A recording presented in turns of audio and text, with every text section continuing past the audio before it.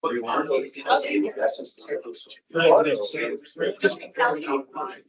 should know if you have a couple of violations. Right. I have one every month.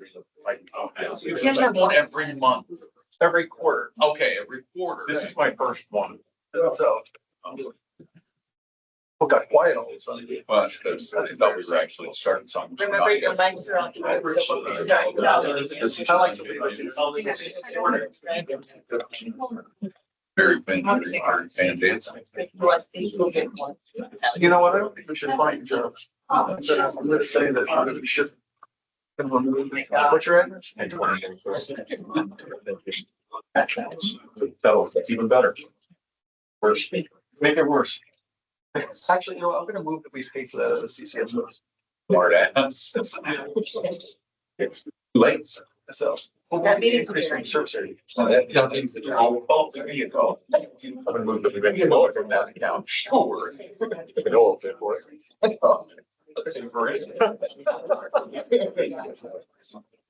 Didn't even kid about that. You know. Under my fault.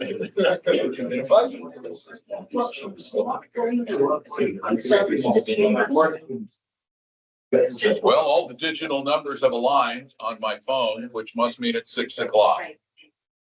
Ladies and gentlemen, welcome to CROA. What fun we're gonna have tonight. Yes, indeed. First, before we get to the fun, let's start with verifying that the meeting was properly noticed. It was properly It noticed. was, I knew it would have been. And verify that we have a quorum. 1, 2, 3, 4, 5, 6, 7, 6. You're Bill I've Jared. Where's Jared? I don't see Jared. I'm here. I see Bill. Jared's here. Oh, recording. All right. Well, that's where he belongs. Okay. We got a quorum. We got that. We have to do the pledge of allegiance now. We have a flag. I pledge allegiance to the flag of the United States of America and to the republic for which it stands, one nation, under God, with liberty and justice. Calling the meeting to order. Now, before we get to the exciting part of the presentation, which of course is always owner's comments, if in fact you have pretty much the exact same comment as the person who came before you, it would be just appreciated by the board if you would just say, I totally agree with everything they said, and I'm not going to repeat it all. Just to, you don't have to use the whole 3 minutes. And everybody has 3 minutes for your comments. So, do I have my sheet of comments? Oh, I do. All right. So let's start at the very top of the wanting to speak. Let's start with Michael Carberry. I can't read very well. Come on up, Michael. I'm gonna come up with my partner in crime, Nina. All right. On the list, makes it simple for you first. We started this a few weeks ago. We have been to the Parks and Recreation Committee. Thank them for everything that they've done to get to hear us. What we have as the issue is that every morning, some of us swim every morning. And at 7 o'clock, someone comes with a gas-powered leaf blower to clean that area as well as the pool area. And because I breathe to the right, is every time I turn to the right, I get a mouthful of noxious fumes. And we would like not to see if they could go to electric power in the mornings. We have heard a couple of things. I presented a letter to you all. One of them is electric growers don't work. Well, they do. Two, the batteries don't last. Well, they do. We've tried that, and the CROA board approved what we're doing. So that's why we're here. It is just a simple process. Is could you please, and I'm not talking about we're not talking about the entirety of celebration. We're just rather there because those of us who do exercise, and this morning there were about 10 people in exercising. And so we'd like for it to you all consider going with an electric blower for that for this one area. But we want to make sure we talk about just the park and the pool area, because since we started the appeals, a couple of three things have happened. One is that they're not using the gas blowers inside the pool area. Therefore, it's not been cleaned. So they're not using them inside, but they're still using them outside. Secondly, to make it go faster, we brought two blowers over, and we have two blowers for 45 minutes as opposed to one blower for an hour. So that's been, thank you for trying to do something. And the third thing is that the other morning I was out here with a painter, was power washing as he's getting ready to paint, and he had his power washer sitting right there, all fired up with generator. He spent over an hour there. It was right where I was swimming. The noise was better and the fumes were non-existent. So I don't know what he's using as opposed to what you're using, but that's an improvement. So that's all we're asking. Is it possible? Now, Nina has some more things she wants to add. Yeah, so it's really a health issue at this point. Every day, many of us swim every day. I know it's not what everyone wants to do at 6 a.m. to 8 a.m. But when you're swimming 50 to 100 laps a day in the pool and you're getting a mouthful of that carbon monoxide, it gets on the water, it gets in your lungs.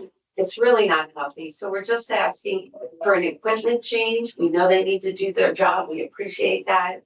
But when they're blowing those gases, it comes right into the pool because it's low and it's right in your face. So the last one was kind of the saddest thing that we heard was that the CROA board approved it and we're not going to change it. That was from the maintenance response from my Stellar 4099 request. That was back on July the 18th. So we'd really appreciate if you could get involved and help us out here because we really appreciate the pool and the facility and that we can swim laps every day. But there's about 8, 10, even had up to 12 people the other day, which gets really crazy, but it's just not healthy. So thank you for your time. We really appreciate it. Marco's been a great help in trying to get this put forward. And we would really appreciate swimming without breathing in those fumes every day. Thank you. Thank you very much. And the last point is that the Parks and Recreation staff have done a lot of one or two of the staff members have done a lot of work on comparing and contrasting costs, sound, so forth. And so they have the data and Parks and Recs, and we have two machines that people could use. So there is data out there to prove that yes, you can work with electric. Yes, it is better than the gas. Thank you. Thank you. Next up, we have Mark Falcone. Good evening officially. I agree with everything that just said. I would also like to extend the lecture road to the Spring Lake pool area. I'm out there in the morning with the dogs getting the mouth full of all the pollution and of course the noise pollution on top of that. But I've been more concerned about our landscaping, and I have a great committee. I know they're working with you folks. But I look at, for every dollar going out and we pay dues, we pay extra money to be in the garden area, but we're getting less and less for our service. And I know some things are being addressed to get that resolved, but I would sure love to see some a credit or something for what we're paying for not getting the service. It's like if you're going to go to the gas station and they're going to charge you $5 a gallon, or if they're only giving you half a gallon and charging you $5, I probably wouldn't be too thrilled with that. So food for thought, let's maybe be a little bit fair and willing for services that we're getting. And I know in time it will be improved, but in the meantime, it just sucks paying for something you're not really getting. Thank you. Thank you, Mark. Gary Hudspeth. It's your turn. Good evening, Gary Hudspeth, 1471 Resolute Street. In mid-June of this year, person sent an anonymous email that went to the entire board and the covenants committee with a couple of other people with 12 homes of alleged violations of covenants or design guidelines. So Graham Mangers conducted a review of those, and the next month in July, publish their results to the same community, the board and the covenants committee. So I want to say thank you to the covenants, community standards department for researching it and addressing these apparent inconsistencies with community standards and design guidelines, because as you know, CROA has an anonymous feature to report alleged violations. And it happens all the time.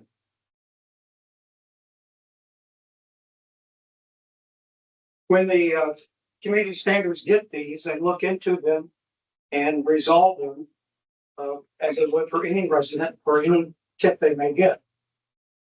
The covenants committee and community standards department were able to review and check on the progress of these items for this particular anonymous email and resolved them and gave the board the status report and of the ARC background on these.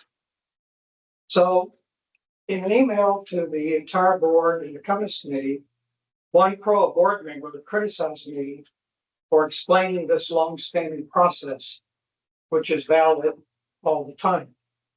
I hope the CROA board will continue to support our staff, grant managers, and the community standards department, as the overall goal of the whole process is to increase community compliance with community standards and the design guidelines.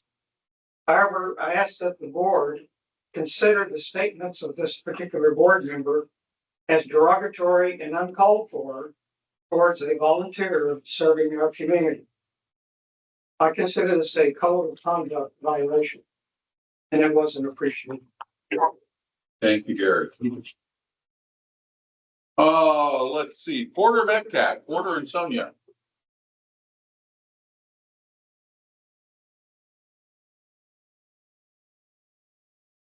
I think most of you guys know me. I've been dealing with a neighbor with a bamboo issue. That's now up to 3 stories high. I've now got 20 of the stalks on my side that's encroaching. I've gone through every level through town hall trying to resolve this. And the biggest thing that some of y'all have recognized you, have said that there was a covenants hearing and this was grandfathered. And I went back and did my research. The covenants hearing that was referred to was before I even filed a complaint. And when my complaint was filed, I was never given a notice that there was going to be a hearing. I wasn't even given a notice that a decision had been made. And the community standards clearly says that any hedges placed in the private zone cannot exceed fence height. I'm dealing with something over 3 stories high. Now I'm an original resident here. And when we bought our home along this same common fence, I requested the builders to run the sewage line to the garage apartment, the utilities and everything.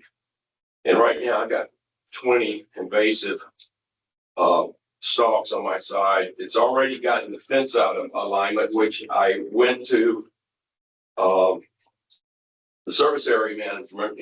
She came down, took a look at it, denied it was out of alignment, and now the current service area manager came down yesterday and agreed that it's out of alignment, needs to be repaired. It's a big mess down there. And Don, in all good conscience, I tried to approach you and I gave you, besides, and I didn't even want to go to this extent. I went through Savannah Square because we're moving, because we have noticed Savannah Square has gone downhill. It's gone downhill tremendously. I went through the neighborhood with the community standards in mind, and there are over 20 potential violations in our area. 10 of them are attributable to my neighbor, and when it comes to community standards and inspections, and you go to look at the management reports that you guys furnish, and my last 2 years in the Marine Corps sent me to the Naval Postgraduate School in Monterey, and I became a facility maintenance officer for the Marine Corps Air Ground Combat Center at 29 Palms, working with facility maintenance and public works. So I know a little bit about this business. And you go look at your management reports, there's no work requests out on these violations. In fact, you can go to some of the management inspections And you'll see things checked off that are obviously not in compliance and need to be corrected. And simple things like requesting mulch in between my neighbor who went out there and started to change landscape again. I've been waiting since March for just 1 or 2 bags of mulch and I can't get it. Thank you, Porter. All right. Appreciate it. Yeah, I expected that. Thanks. 3 minutes up. And Jim Pinot. So, 293 celebration is over. It's a little different. I just want to express my appreciation to the Parks and Rec Department for all that they've been doing to keep Island Village amenities safe and keep costs down. As they come to the pool and the fitness center to check IDs, they have been confronted by both residents and non-residents. Do not believe they should have to abide by the rules. Particularly in the fitness center, individuals with personal trainers, kids using their parents' IDs, individuals letting their friends in with no IDs, people told to leave the fitness center for non-compliance, who then go outside, wait for their truck to leave, and then come back and knock on the window to see if they can come back in. They put up with a lot of abuse in trying to get people to follow the rules. Now, something new is coming up. ChatGPT. There's word out there that people are replicating celebration IDs perfectly. And so that's a problem. I also got my digital ID today, and there's no picture, but it did let me into the pool and the fitness center today. So I really believe that the Parks and Rec personnel are going to need to get scanners to check the IDs as opposed to just look at them. Because going in the future here, anything can happen. And as long as they can scan it and prove that these are true IDs, we'll all be better off. Thank you. Thanks, Jim. Smithy, your time. All right, you've all read my letter, I'm sure, so I'm not gonna go into that. But I'm glad that Porter came up and talked about a service area problem, because I know none of you live in a service area or have experienced a service area before. So we've had issues for years in service areas, and you guys never heard about it. Thankfully, Charles has come on board. He's helping us work through those issues, and we just got Alex on board, which he seems to be very confident in being a new service area manager. We recently come across these budgets, which we've all questioned. I've questioned these for many years now, what these fees are. And we certainly disagree with the fees that are on the sheet right now. I'm hoping we can all come to an agreement and have a discussion about this. I would request that, I know it's up to CROA to make the decision on the budgets, but since none of you live in a service area or have experienced a service area and you're passionate paying the bill every month, it would be reasonable, I think, to ask for you guys to have a few of us that live in service areas as representatives for a discussion on how these budgets should be made, what's reasonable, what's not, and the potential issues and problems we've had in the past, and help us work that out. We'd love to be a part of the community. We've always been a part of the community. We're about 10% of the community actually. And the reason your houses look good is because our houses look good, and vice versa, right? If ours didn't look good and we didn't have them painted or had people working on them all the time, the community wouldn't look great. Same with you guys' houses. Porter's got that issue he's talking about right now. So please, we ask that in the future you'd include us in these meetings, especially some coming up, hopefully. We'd also ask that maybe we explore some different ways that we can make this work. Thank you very much. Thanks, Nick. Brian Carlisle. Brian Carlisle, 1557 Castile Street. So I'm part of the Spring Lake Gardens Service Area Committee. And when I first moved here 3 or 4 years ago, I didn't even realize that we had a Service Area Committee. And we didn't. I don't think it was active. It has since been reformed. And I just wanted the board to know, as I think Jacob will attest, that we have a very active, vociferous service committee. And I'm looking forward to seeing what they will do, kind of related to what Mark said and not totally different from what Smithy said.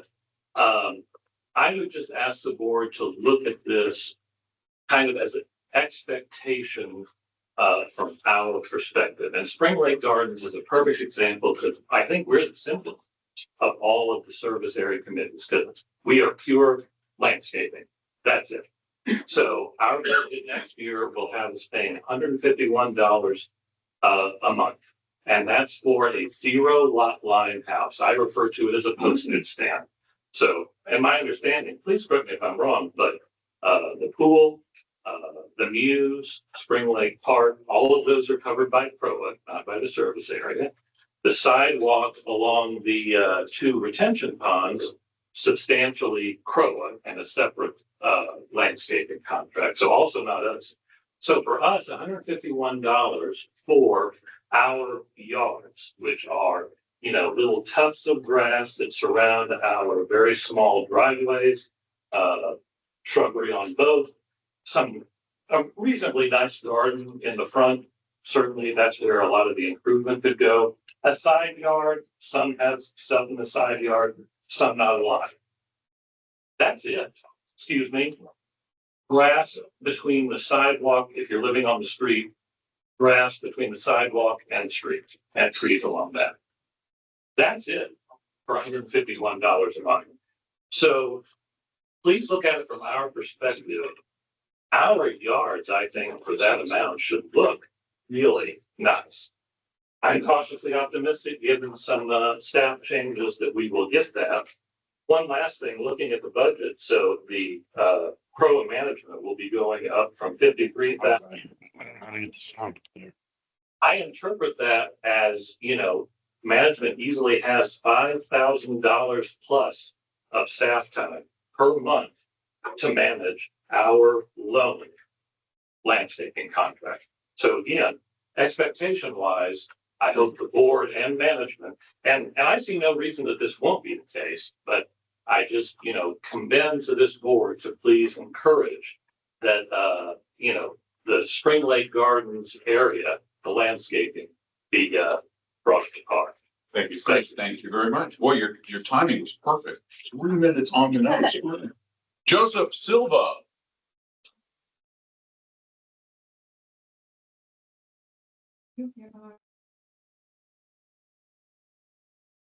Good evening. My name is Joseph Silver. I live at 1353 Cap Rock Drive.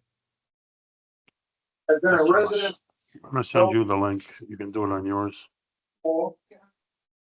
prior to living in Spring Lake. I lived in East Village, It's not up to me, guys. and I understand. who am I competing? Yes. Yeah.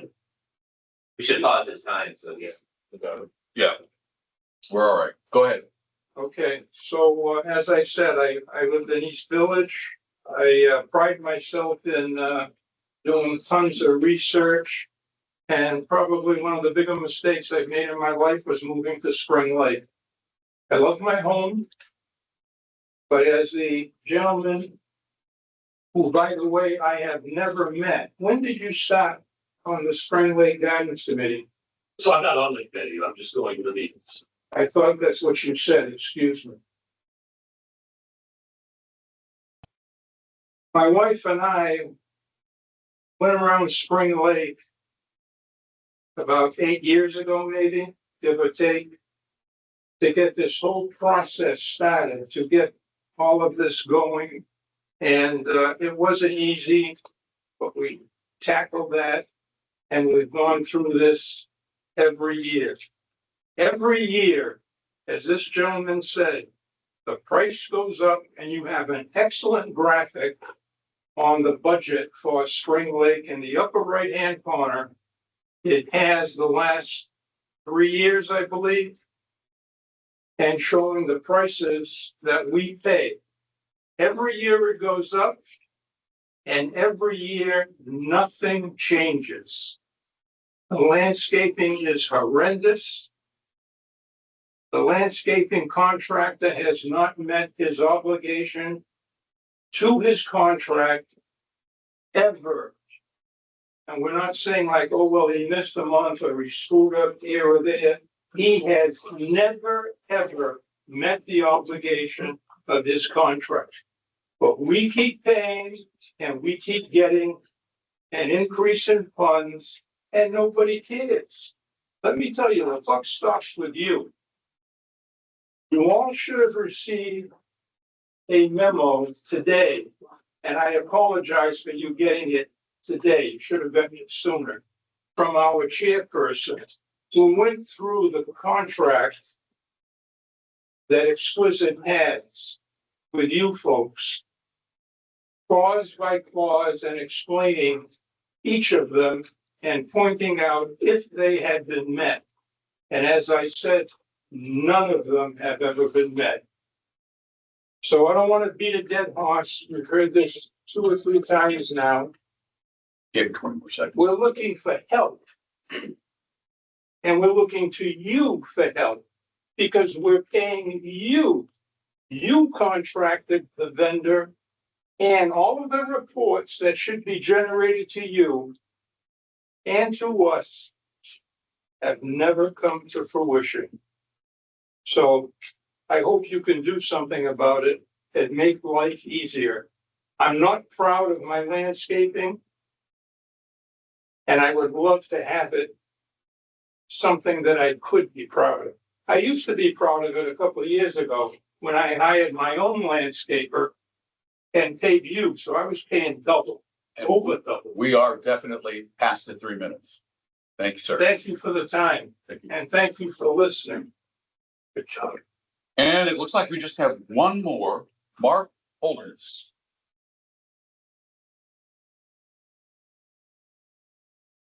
I'm Mark Holderness, 1272 Celebration. And I'm pretty sure everyone on the board knows who I am, and probably most people in this room. So I'm here on behalf of Roseville Corner because we don't have a committee. We've not been able to establish a committee. No one stands up for us unless we come here and stand up for ourselves. Secondly, I want to thank Smithy for doing the deep dive and coming up with that information on our budget and things that we need, like he said, we need to discuss, sort out, get to the bottom of it and find out why every year our budget fees keep going up. It's gone up $200 since I moved in 5 years ago. $200 every month. My biggest complaint, same as that gentleman's, is my landscaping. I'm paying $200 more a month since 5 years ago. I do not have the landscape to show for it. I don't have the painting to show for it. I don't have any of the maintenance that I'm promised in my contract to show for it.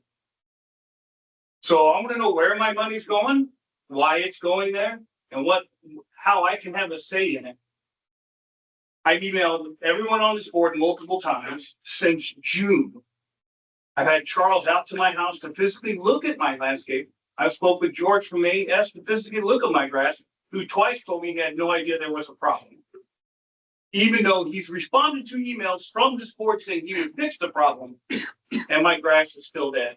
The grass in Roseville Corner that we spent, I don't know how many tens of thousands of dollars to replace, looks terrible. Absolutely terrible. I have emails from Lauren, I have emails from Jacob, I have emails from Rose before she was let go. I have emails from multiple people on this board saying we're going to take care of it. My most recent one from Lauren is we'll take care of it this week. That was a week ago. Nothing has happened. Large dead spot in my backyard is now all weeds. George from AES walked out there and said, I had no idea. Send me the pictures you sent to the board. I have 2 emails from him saying he would take care of it. It's not been fixed. Now my house is on the market. I'm done with this. I'm done with Celebration. I'm sure a lot of people on this board will be happy to see me go.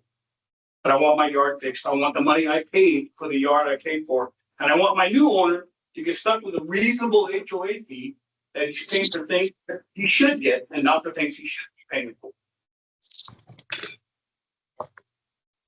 Now, that's it for the list. I may have the time here, but I did want to see. Oh, okay, and you are? Bianca also. Okay, Bianca, then you're next. Thank you. Appreciate it. Sorry. First time. 933 Jackson Street. My request is relatively simple. It's a little bit adjacent to another gentleman that was up here a little bit. I am all pro for restricting the community's amenities and everything to, Celebration residents. But I do feel there needs to be an exception for personal trainers in the fitness centers. I injured myself years ago and I need a companion with me to work me through the workouts. Or else there's risk of injury again. And, my trainer is not using the equipment. They're just there to guide me. I don't see why there should be any issue. I've already notified in the extensive email that I sent Parks and Rec and Town Hall that we're both willing to sign whatever waivers necessary. whatever we need to do. But I do feel like that needs to be something that either as an exception to my case or a policy-wide thing for every resident to be able to have their trainer there, especially in cases of, medical conditions like myself with injury and stuff. So I appreciate your time. I don't want to take up too much time, but thank you so much. Thank you. All right, now, is anyone on? Oh, yes, sir. Bill Howe. I'm on the list, but I did mark this. Okay, all right. I'm having flashbacks to 40 years of government service. Thank you. I don't know how people volunteer to do this stuff. 2 points I'd like to make. Smitty did an outstanding job putting forth concerns of the service areas. I hope the board takes some action either at this meeting or a future meeting to address the concerns. So those of us that don't fully understand it become more aware of what's going on. Second point this week, for the first time, I had the opportunity to meet new staff members coming through, doing their tour. Thank you for coming through. I hope it's better than what it's been in your 10 years. Thank you. Thank you. Thank you. All right, anybody else who's on the list?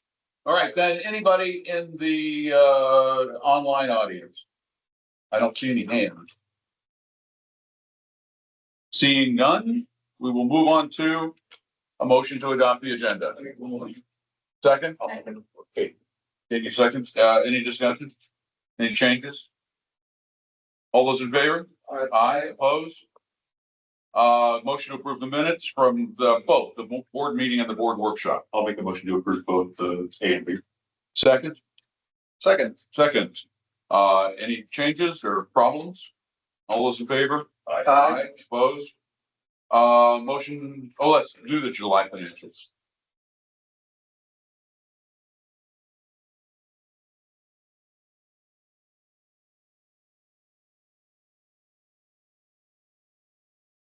Ray taking over the screen. Yeah. Fancy. Make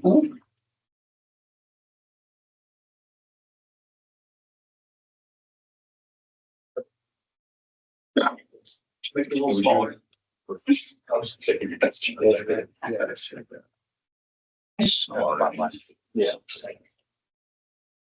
Good afternoon, everybody. Let's go over July financials. For the month of July, even though we continue to see revenues exceed our budget, mainly due to resales, unfortunately, we ended the month with a $55,000 deficit. There's 4 main reasons for this deficit. As you already know, landscaping. Over the month of July, we spent over $17,000 on mulch, pine straw, and seasonal flowers. This overage is mainly due to timing. If we go and check the year-to-date budget lines for this specific line items, we remain under budget. The second reason is going to be repairs and maintenance. We have an overage of $9,000 on July, mainly due to maintenance done on the AC unit of this building. We needed to keep the unit running due to the summer camp. Now that the camp is over, we're working on replacing the full AC unit for this building. The third reason is going to be security. As most of you already know, we're paying an additional money to Mayberry for a security pool officer, paying which is around $20,000. That's the overage that we have for this month. And lastly, we saw an overage of close to $7,000 in compensation. This is mainly due to overtime and holiday pay related to the July 4th event. Moving on to year-to-date numbers. Year-to-date, we're also sitting at a deficit close to $171,000. When we compare to budget, the overage compared to budget is going to be close to $214,000. Now, $214,000 is a lot of money. So it can be a little bit concerning knowing that we have this type of overage, which is why it's very important to highlight that on the 2025 CROA budget, we assumed that we were going to be collecting dues from Island Village Lot 2B. Unfortunately, well, this lot includes close to 252 units, just so you know or are aware of it. Unfortunately, we needed the builder, Madame, to submit certain paperwork for the county to review. There was a delay of this process. The county didn't got the paperwork and didn't got the chance to review and approve this plat until just recently, which all of this pushed the revenue that we were expecting even further. If you take a closer look at the numbers, yeah. If you look at the year-to-date numbers, and I'm gonna squeeze here a little bit. You'll notice that the overs that we're carrying currently on operating costs is fully offset by the savings that we currently have in administration costs, which is $42,000 right now. Also, if you scroll a little bit up. If we take a little bit more. If we take this line, the capital assessment line of revenue, and we take the capital resource line that we have in allocations, those lines cancel each other out. So if we were to take all of these variables out of these numbers, what we have remaining is gonna be this deficit that we're carrying year to date, $200,000 in homeowner use, which is mainly due to the assessment that we haven't been able to collect because the plot on Island Village Lot 2B was not approved for the reason. So this is the main driving force behind the $200,000 deficit that we are currently carrying year to date in CROA's budget. Now, moving on to the funds. In operating funds, currently liquid, we have $400,000 cash. In the reserve fund, we currently have $1.2 million cash, of which a little bit over $600,000 are liquid. And then in capital, we have $4.2 million in the fund, which liquids are gonna be close to $1 million. Questions? Where are we with the, so it's the accounts receivable? Yeah, so that we currently, covered? yes, as of July 31st, I believe if I'm not mistaken, the number of account receivable, the balance in the account receivable account is gonna be close to $840,000, I believe. Out of those $840,000, we have a little bit over 40 accounts that were already referred to the collections attorney. One of those accounts is gonna be one of the apartment complexes that we have here in Astoria. They owe over $300,000. Then we have an additional maybe 42 resident accounts that are delinquent currently. And this apartment and the delinquent accounts, they carry a balance of over $500,000. The additional $300,000 that we have in the balance sheet as of July 31st are gonna be accounts our current sheet. So we're expecting for them to be paying those dollars soon. Okay, how are we with the store? Like, are we getting, I assume we're in the process of getting something or? Well, once the accounts are referred to the lawyers, then the lawyers take. So that's already been, okay. Yes. That's referred to legal. Yeah, okay, Yeah. great, okay. Any other questions on the financials?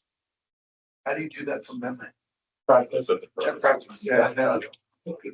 All those in favor of accepting the financial, or a motion to accept them? Motion to accept July 2nd. Second, all those in favor? Aye. Anyone opposed? Okay, committee partner updates. Who wants to kick off the committee updates? Yes, let's do it quickly. Service areas, so we held all of our budget meetings, over the last week and a half. I was able to attend most of them. Some of them I do have to catch up on. We talked about service areas ad nauseum today, through the budget, the CROA budget. Some of the things that Dr. Smith and some of the other residents talked about. Here you got it there. Everyone that came up and talked about service areas, we have a lot of work to do. We know we have a lot of work to do. I feel the same way as you do. Right, you're paying CROA dues, you're paying service area dues, and you want to be able to see what you're getting for that. We got a long way to go. I appreciate everything that Alex has done. He's really gotten in, he's taken up, hit the ground running, and I really appreciate that. Here, slide me there. So service areas, we had a covenants meeting, nothing to report there. The year covenants is going pretty well. We have a meeting with Peggy next week, Lauren. Do you have a schedule? Okay, we do have Sheriff Blackton coming out for a meet and greet in September. So that is pretty neat. Thank you to Peggy for helping us to organize that. So he wants to get out and meet folks in the community and talk to folks. I imagine e-bikes is going to be a topic that we need to redirect away from CROA. Yeah, it's not a CROA thing. Not a CROA thing, but it will probably come up. And then we are meeting with Terry again soon, Terry Castillo, for some baseball conversations. We're waiting for the rescheduled date on that one. We have a rescheduled date for that. And Matt has been quiet, I hope, but you all do a great job of managing that relationship. So that's all from my perspective. Okay, anybody else? Anything?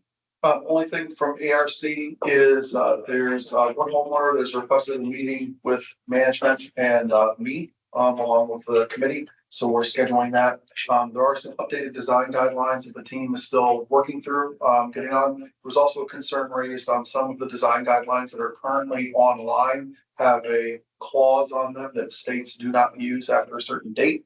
That's just a clerical error. Everything's getting fixed on that though. But other than that, the balance of ARC properties continue to come on in, and the committee's doing a good job of trying to clear those through. Cool. Katie? I'm going to give the update on behalf of our communications chair, Don Town, who is not able to be here tonight. He said the committee discussed the magazine and the response from residents regarding the new submission form. We are excited about that the residents are starting to submit articles and photos and we are encouraged with the response. We are actively seeking out passionate photographers that would like to share their artistic talents for the good of the magazine. We are in the early stages of providing input for the total revamp of the celebration website. After the visit celebration site is completed, a vendor will be selected to address our site, and we want to be ready for our input. Finally, our next meeting, we will review submission guidelines for the Friday Flash. The goal is to make it more impactful and beneficial for our residents. Good report. Marco? Lifestyles and fights and ranks. By the way, we have the two chairs here. Feel free to do any compliment, carefully enjoying if needed. We have the new food truck Friday. It's not really something different that they're going to do on September 13th. It's like a battle food truck. It'll be very nice. I suggest don't miss that. We have the concert in the park coming on October 15th. And Father Jens has been a very nice preparation. Dory has great ideas with the park on the lifestyle program. It'll be really different and nice. So we have the new logo for the anniversary next year. I don't know if you have the able to see. We did big cross. It was a nice. Yeah. It was a good. He cried. We don't speak for yourself. Oh, no, it was moving. No, it was good. It was good. It was It was very nice. And It was wonderful really job. nice. It was beautiful. We also have the superhero 5K coming. Ladies open play tennis. They adjusted their schedule, so we have more time playing. They'll be later in the fall. And we also reviewed the recreational scope of services. It was not a big issue, but it's something different they're doing because they increased a lot the work. Like managing all the programs around, because now we have the Leafy from duty, of course, told. So they're moving all the programs. And also they start cleaning all the storage from the AFI from duty and moving all around. So we have a lot of stuff in the CCFC on the North Villages. So it's been a very good job by the Parks and Rec. By the way, being a great pleasure to see all of the team working, and it's a well used of the employee time. It's really good. Thank you. Thank you, Marco. Jared, you have anything? Dog Park Committee is working on some better communications efforts for the community. Finance Committee, I just want to commend them for such a great job during the budget season. I know we had a lot of meetings about the budget and they've done a good job at keeping things manageable for what's going on. And MPAG, we have a presentation today about 851. So that's moving along great. Thank you very much. And Bill? Yes, we had a very lively tech committee meeting talking about the possibility of sunsetting the celebration.fl.us email addresses.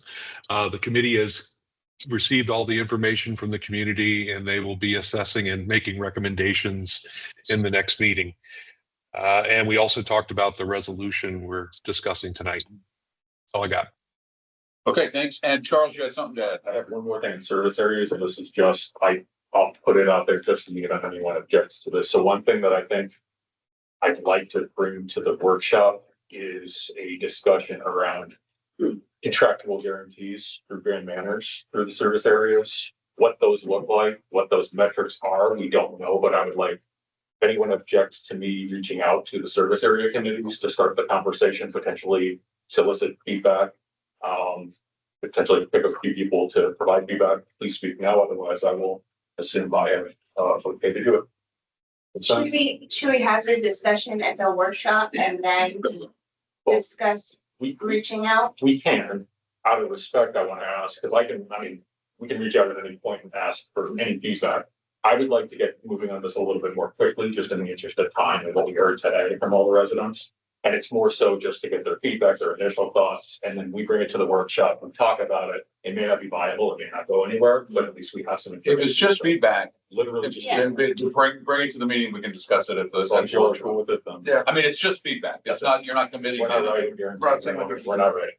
Okay. When I have contractual guarantees, It's a long way to get there, but we gotta get something. that's what I. So it's in relation to the potential thereof, but you're not getting board, you're not asking for board approval to discuss that. I want to Just to get feedback. Yeah. Here's the concern. Yeah, okay. Cool. All right, thanks. Let's see, with CCDD, I see Greg Pilak here. Good evening, everybody.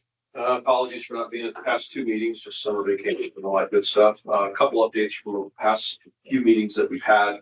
Number one, you mentioned Sheriff Blackman. We've also got him coming in tentatively the next month or so to ours. I actually had a one-on-one with him. I think you'll find he is very engaged, very eager to get out aggressively in the community. So that now is a good time for all of our boards to engage as well as citizens and everything else. I've encouraged a few folks on a few topics. So he is very open. We also had our House Rep, Leonard Spencer, came in at our last meeting about a month ago. Again, it's the first time we've had a House Rep come in. I thought it was really good. Conversation there was a little bit of getting to know you, but also specifically around the e-bike piece. That conversation we've had with the Sheriff's Department and the county is that the biggest issue is inconsistencies and gaps and seams in the law, different interpretations between different lawyers.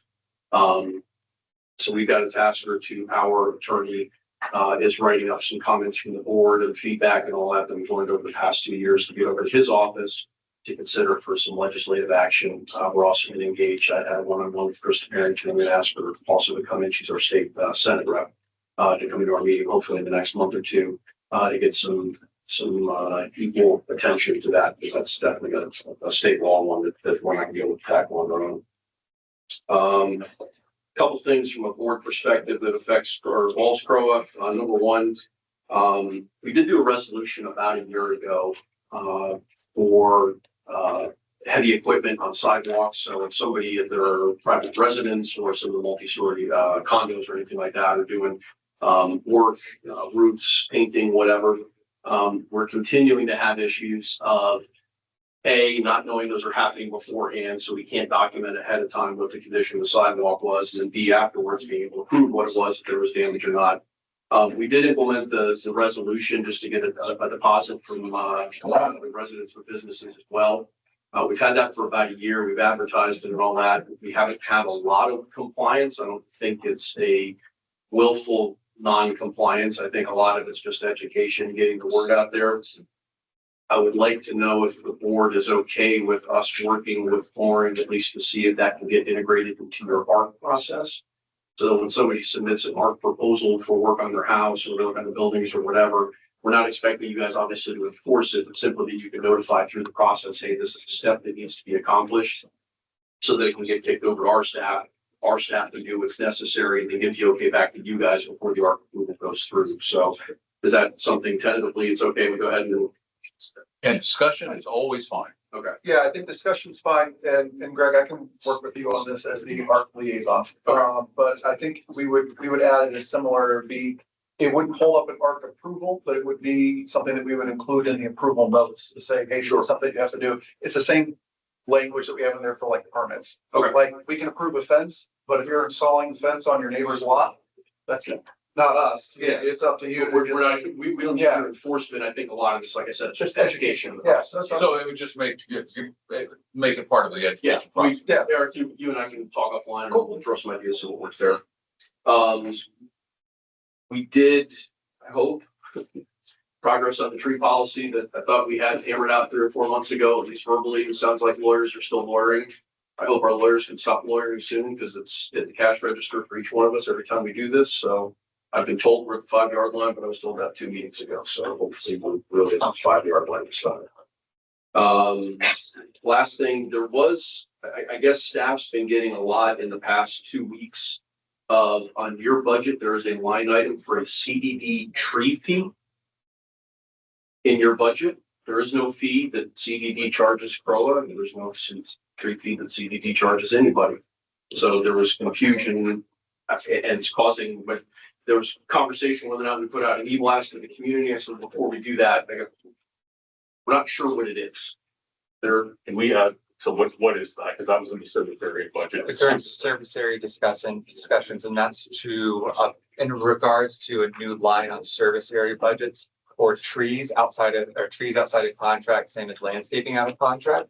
It was more referencing that CDD's policies have changed over the years of what they're trimming, and that service areas should start budgeting to do tree trimming if they want light off to grow grass or anything approaching the building. But to that point, it's not a CDD expense, it's a CROA expense.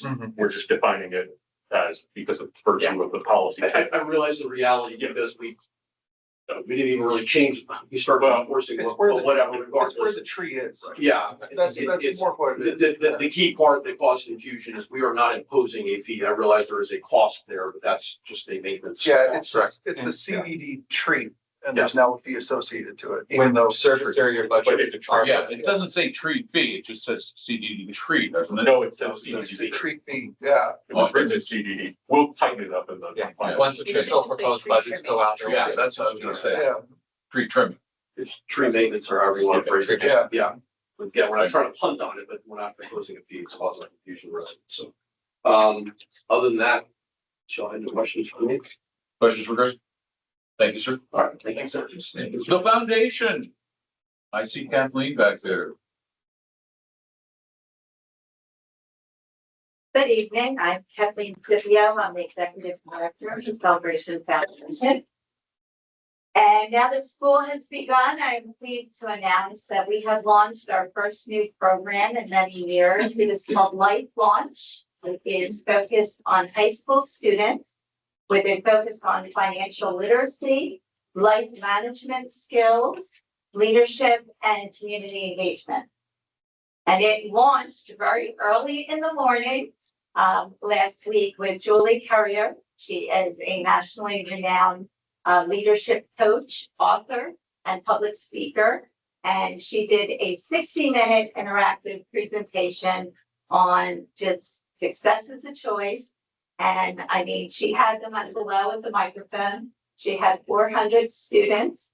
Principal Todd didn't have to get their attention because she did.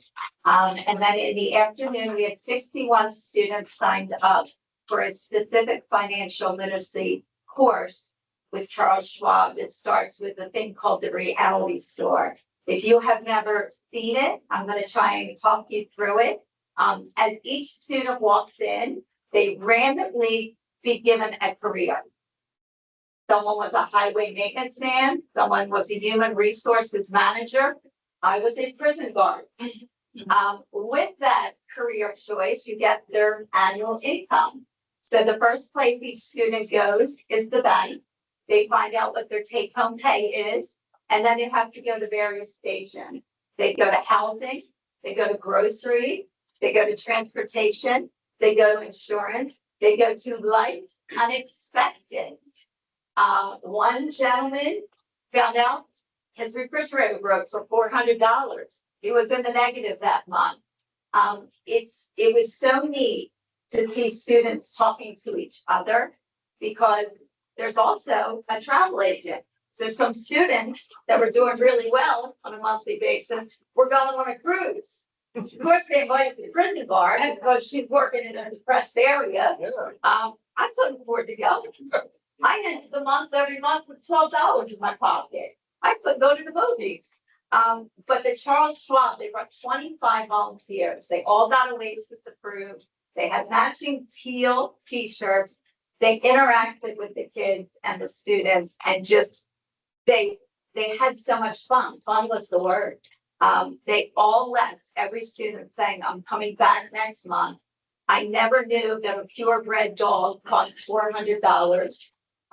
They really got the daily life choices are going to, really pay them down the road, affect their finances. So I can't thank Principal Todd enough, for believing in this, and Charles Schwab, Celebration Foundation Executive Board, and all the community volunteers. It really was a sight to see, and it will be every month until the end of the year. They'll get a certificate of completion. I know they will leave with a lot of financial knowledge. And we're hoping that they'll see the spirit of volunteering in their community, from their elders, right? And that wherever they land in college or where they live in the future, that they'll want to volunteer in their community as well. We have another event coming up. This is something new. It is Thursday, September 18th. It's right here in Heritage Hall. It is absolutely free. It is called Navigating the Path of Your End of Life Journey. It is with Advent Health Hospice Care, Our Legacy, Elder Compass, Thriving in Place, Dignity Memorial. It's just a panel discussion of decisions that you might not think about that you could make now that will make down the road a little bit easier on your loved ones and yourself. There will be lunch served, and it's 11:30 to 1. And you can just call Becky at Thriving in Place or stop by and just register because the capacity is 100. I think we're about at 45 people registered now. We had Community Connections last week. That continues. Can't thank Tom Susan enough, CCDD, Lee Moore with Kanoa, Celia McFadden on behalf of CROA and Jeanette and myself. We had 36 attendees, and residents continue to have great questions. They most certainly keep asking about the alphabet soup. In their welcome packet, they would love like an acronym sheet, was a little bit of feedback that we got, but it's been a lot of fun. All my tickets are on sale for concert series, all our events. Lifelong Learning started today, their fall session. We are very busy getting ready for our 30th anniversary in 2026. So I'll be telling you little things every month, but this is kind of a big thing. So we have dedicated $30,000 for 30 Celebration High School students or a Celebration resident to each receive $1,000 next year through our scholarship funds. That is through the Education Foundation. But I would love to have some community volunteers to sift through all those applications. We have a rubric. It's really easy. You can do it from your home. But we have 16 committees at the Celebration Foundation, and we would love you to get involved with our scholarship committee. And that's it for me. Thanks, Kathleen. Thank you. Moving on, it's time for the long consent agenda. Good thing we discussed all these things at the workshop, huh? I make a motion to approve the consent agenda. All right, I have a motion to approve. Second. Second for Marco. Any discussion? All those in favor? Aye. All those opposed? Oh, there are none. How about first action item A, a motion to approve club contract of Celebration Cars and Community? Any motion? I'll make the move. Marco, second. Second, Eric, discussion? the concerns that were raised at the workshop in regards to, I noticed the location is still the same. Yes, yeah, we did ask them if they would be willing to move to CCFC. They just feel they'll lose foot traffic if they're out there versus being at Lakeside, but they did provide a safety plan and they will provide their insurance if they're approved. I've already recommendation for the bikes and WAG will be one event. After the first event, we'll talk about that. Test event, is that what you're saying? So it's just a single time. One single time. Okay. See if you want to talk about it, we can find. But it's like, it's residents with nice old cars or different cars. They can be there anyway, just show up the CROA ID, they can park over there. But they want to do that in the right way, in organized way. So, park collectors do that and agree to do the first event and see what's gonna happen after that. So the recommendation from the board is to try, from the committee is to try it once and see how it goes. Correct. Any other discussion? So the only thing I see is from a sheriff perspective, it says due to the limited number of public expect no support. Are we confident in that it's not going to need some level? Is it gonna be advertised outside of the community like You mean the lakeside? Yeah. They said no. No, they did, okay. They said no, but can't guarantee. To be outside. It's a test. Okay. Yes. All right, any other discussion? All those in favor? Aye. Anyone opposed? Action item B, CROA bylaws, capital project present. This is the thing I've been waiting for a while. Is this 851? It's 8:51. 851 renovation presentation. Boy, would I love to get out of this room. Not that I hate it. It'll be quick. So per your bylaws, 3.17U, we are required to do a public, community presentation for any, acquisition or development cost of over $250,000. There's specific items that must be hit as part of that presentation, so we're gonna go through them. First of all, total project cost. And there's definitely more detail in this presentation that's in the board packet online if you want to dive into the details. There's 6 items that make up the cost for the town hall renovation project. The first one is design, medical drawings, and construction administration. The board approved COLIC in phased amounts in 2024. The total cost for all phases was $239,000, $239,894. It's outlined as it was bid to them. In phase 2, there was architectural design. Phase 2 and 3 are outlined here as well. Additionally, there was one change order related to COLIC services that was approved by the board in February 2025. As COLIC discovered, an updated site survey was necessary. The cost for this was $11,855. So the total cost for COLIC services for this section is $251,749. Part 2 is project management, which is being handled by COLIC as well. Their fee structure is outlined in the document for proposed not to exceed amount of $316,750. This was approved by the board in a previous board meeting. Permitting fees is approximately $20,000. We're still working through the permitting process. Construction cost will be under a guaranteed maximum price contract that is action item C on the agenda. The GMP as proposed is $3.451, $445, so $3.4 million. Construction contingency, we added in a 5% contingency on construction costs based on discussion with the finance committee and the master plan committee. That cost is $172,572. Outfitting costs. The outfitting cost is not included in the total GMP, but it would be covered by funds in the reserve study. There were funds for all the outfitting items in 2023, 2024, and 2026 in the reserve study. None of those funds have been spent in anticipation of this project. The total amount available is over $310,000. So the total project not to exceed number without outfitting costs is $4,212,516. So another item that's supposed to be addressed in the presentation is refurbishment or outfitting costs. As outlined above, that's a little over $310,000. Contingency for cost overruns. The established budget for the construction is based on the guaranteed maximum price. As such, overruns that fall outside of the CROA initiated change order should be the responsibility of the contractor, which would be DeAngelis Diamond. The reserve balance impact would only be those incurred for the outfitting cost, as no substantial increases no square footage increases is anticipated, and there's no new equipment that isn't already accounted for in the reserve study. Operating cost impacts, there's no new square footage and no new maintenance items, so it should be pretty similar to what operating town hall previously was. Funding alternatives being considered. The board and the finance committee had numerous meetings and discussions along with the master plan committee about what funds to use, whether to use capital funds, capital and reserve funds, or get a loan for this project.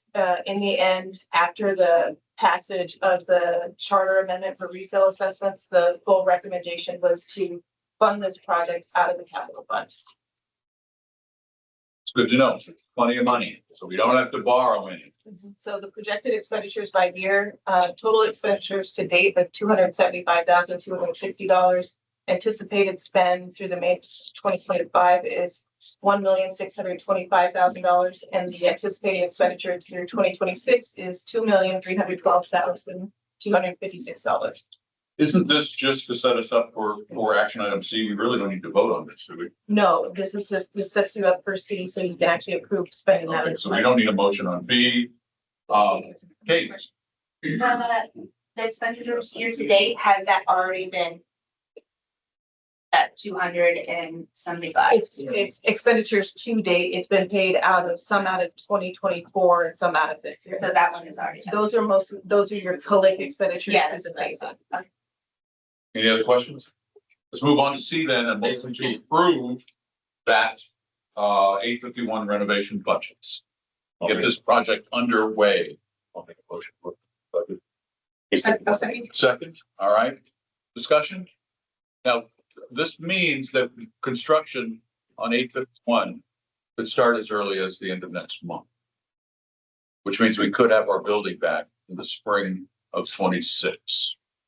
Which would be incredible. One thing too, and I know we've talked about this several times, this doesn't impact our ability from a master planning perspective. We can still do phase one with the multi-purpose courts. So, okay.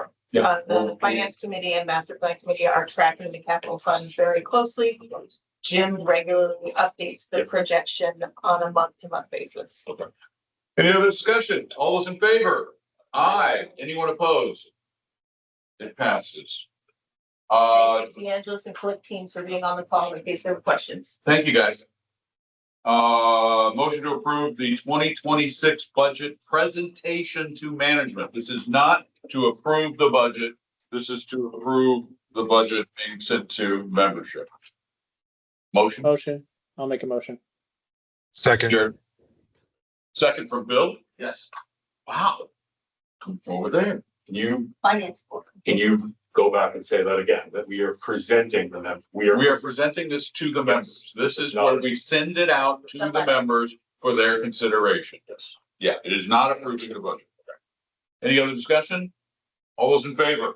So I think we did want to discuss services. We gotta talk about just a little service more. Oh, we're gonna discuss, right, before we send it out, that's right. So, I'm sorry. As part of the budget process, in prior years, there was a lot of discussion about what's tied, what is the service area administrative fee that CROA charges the service areas tied to? From when I started to now, we weren't provided a formula, we didn't have a formula for what to tie to. So this year, we went through an exercise of trying to tie it to something specifically based on the services and time allotments that the service areas were receiving from management staff. Originally, when we issued the service area budgets to them and in discussing with the finance committee, there was an original proposal of tying the service area fee to staff salaries based on percentage allocation that is up on the screen that included the executive director, general manager, service area administrator, executive assistant, IT director, community standards manager, communications manager, finance manager, facilities director, resident services coordinators, and resident services managers. Since the meetings with the service areas, there has been feedback. Specifically, some of the feedback provided by Mr. Rashkin, Jacob and I felt bear further digging into. So over the last day and a half, we modified what we're proposing to the board for the service area administrative fee because we felt some of the allocations could be reasonably attributed to shared services. So now the modification includes only the service area manager and service area administrator, the executive director, the general manager, executive assistant, and finance manager. The change here is we also included in the labor and burden rate attributed only to the service area manager and service area administrator because they don't perform services for anybody outside of the service areas. This drastically lowered the increase. So the originally proposed increase was $214,000 annually service area wide to $269,000 service area wide. The updated proposal is now $229,000 service area wide, so a drastic reduction. This equates to a 6.47% increase from the 2025 administrative fee to the 2026 administrative fee. The impact on this on the overall CROA budget changes the increase from a 9.36% increase to a 9.93% increase, still underneath your goal of 10%. Thank you. And I think the one thing I want to add to that is there's been commentary around paying double. And I think this exercise, it's about correctly allocating the staff time, because service areas, I think this year, I will say before I became service area liaison, I didn't know what service areas were. I had no idea how deep they were, the level of services we provide. There's a lot going on within the service areas, and there are particular staff members that are dedicated to functions that those of us who are not in service areas typically don't see. So whether it's painting, whether it's group repairs, there's a lot of stuff going on. So the thought process with this, and again, going back to what you said, there was no clear definition of what that administrative fee was. Correct. So this is now us giving definition to it. And again, making sure that this is a fair and reasonable allocation of that time. That's all it is. And I appreciate the work you all have done, and we all appreciate that, because we want to make sure what we're passing on is fair to the service areas. And to provide a little more, today you're looking at proposing a budget to the community for general, or for the CROA general budget. On your workshop agenda, your next meeting in September is to discuss proposing budgets for the service area, the 14 service area budget. Right, so what we're talking about right now actually is just the general. Yes, this is an important conversation to have, as this changes the CROA service area administrative fee line, which was until about today penciled in at that $269,000, with an increase the following year to reach $300,000, which is now looking to go from what it is in 2025 of 214,000 to 2026, a proposal of 229. Thank you. And the other thing I'll add, there were a few inflammatory emails flying around, but what I would say is this is the first time we as a board are truly double clicking into this particular item and coming to agreement on this, is my understanding, correct? But we've talked about it peripherally, but this is the first time we're actually digging into this and taking a position on it, correct? Okay. So I just want to make sure that's very, very clear. We're on public record having this conversation. And when we come back next year, obviously, now we have the formula, we have the way of doing this, and we'll refine it. And we will continue to look at the percentage allocations over the years. If you'll see from the first iteration to the second iteration, originally Jacob's time percentage was 20%. I can say recently we've been doing far more than 20% in service areas. We brought it down to 15%, because we feel like in an ideal world, that's all we would be spending in the service areas. And there's a lot, I don't want to keep belaboring it, but like you back that up to 0%. The water bills were reconciled by the resident services coordinators, right? The managers. And the electric bills. And the electric bills. So really now, that's kind of this, you all hate to say it, but that's now, they're still going to do it. We're just not going to effectively charge that back. So there's push and pull with everything. There has to be push and pull, and we want to make sure that we arrive at something fair. I think we're there. Hopefully everyone feels that way. So thank you. And thank you, Paul. I think for additional clarity for the service area as well, the budgets that were previously discussed, the draft budgets discussed in service area meetings, also for those that did not have committees and receive draft budgets through the mass emails, they will, the ones that will be presented to the board at the workshop or discussion will be changed on that service area administrative fee to represent this updated number. So, and we're not looking at changing any other lines on that. So the increases would be adjusted down, except for one or two service areas where they were needing to apply more funding into their reserves. So the difference of this will be placed in their reserves, most likely keeping the percentages of increases the same that they've seen so far. Any other discussion? All those in favor? Aye. Opposed? E, motion to approve security leadership and rebranding change. I'll make the motion. Second. I'll second. Okay. Discussion. What is this? What is this? I'll just read the rationale of this one.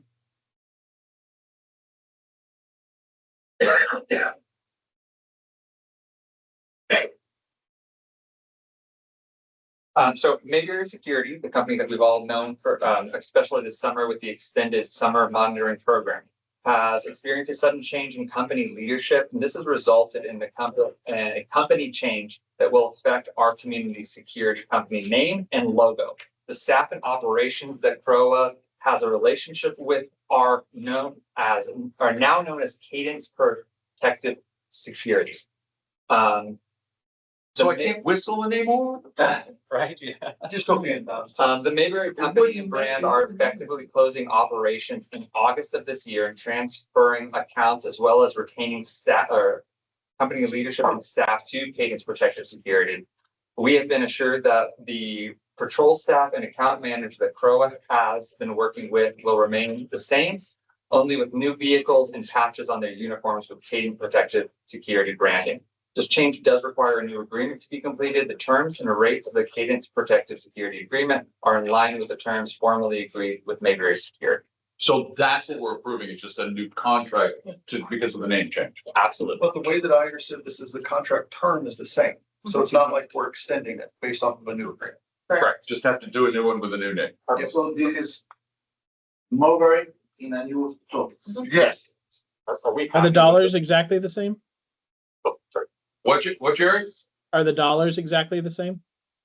Dollars the same?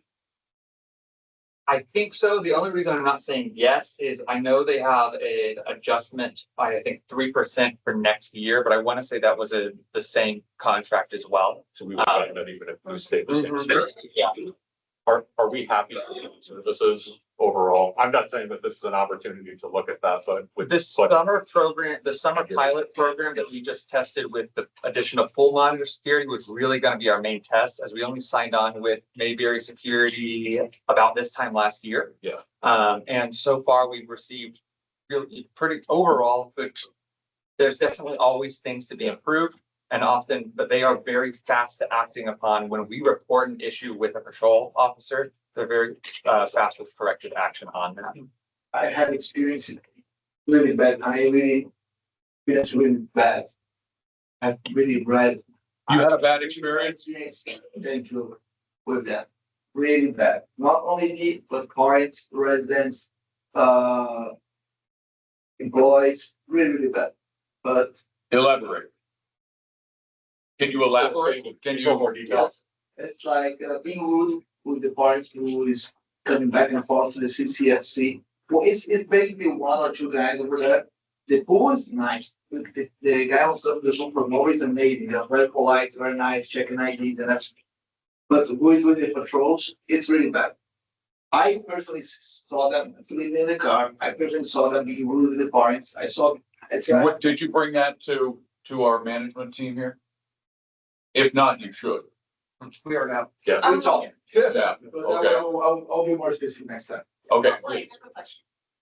They're very responsive as well. If leadership, if the board or management says we do not want this individual on our account, they're very fast at switching that person over based on that. So we'd love to hear anything. like that. Maybe it's one or two. Maybe it's only one or two that are big. Yeah. If we don't vote to approve this, what happens? The contract ends and you don't have security company until we can get a new one. It When ends is- when though? Then when it ends, Mayberry is effectively out of service. You could go on a week to week with Cadence until you find a new one. well, I was just wondering if maybe we should table it to the workshop to double check the contract terms, and then we could have them come and discuss maybe some of the concerns that he has, that Markfield has experienced with them present. My recommendation would be we can have those offline. And here's the, do they have the standard out clause? Yes. Yeah, we got the standard out clause. Okay. So and just to be clear, so this is not renewing, but it's the same agreement, but it's the same agreement continuing until June. It's just to sign it up with a new name. Well, there is an increase just in the standard contract. But that was in there anyway, right? Yeah, so, but I think to your point, I don't say the worst case is we're here till June, because the worst case is that we cancel the agreement. Okay. All right, so, all those in favor? I will say, can I say one more thing? Yeah. I don't know if there's any, I kind of want to say the same thing as Katie. I understand that we can always cancel whenever, but we're not getting a clear answer if the price is the same or not. So until we have that, I don't think we should vote on this. I would ask to table this, but we can override that if that's the group majority. Yeah, It's 79, so 79,352 is and 18 cents is the total. The 3% doesn't kick in, I thought, unless the agreement renews. Each year there will be a 3% cost of living increase added to this amount. So I guess Yeah, the question is that a calendar year or is that a year agreement? It's the agreement. Chuck. The But agreement the question is though, are we currently paying 79,352 or what does this match what we're currently paying? Does this match what we're currently paying? Yes, it matches the current, Jerry. The budget for 2025 is $80,000. This looks straightforward to me, like it looks memorialized in the standard submittal. It looks like they're just capping on 3%.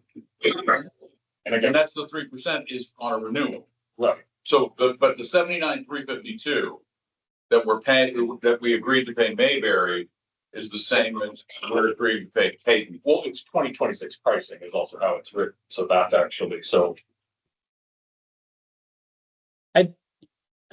So when I asked, Jacob said he wasn't quite sure. I'm just trying to, are we signing this contract for the same thing or are they changing the price because they've changed the company? That's all I'm trying to figure out here. Do we have a copy of the new Hayden's contract? Listen, Is it in my package? I'm trying to find the old one.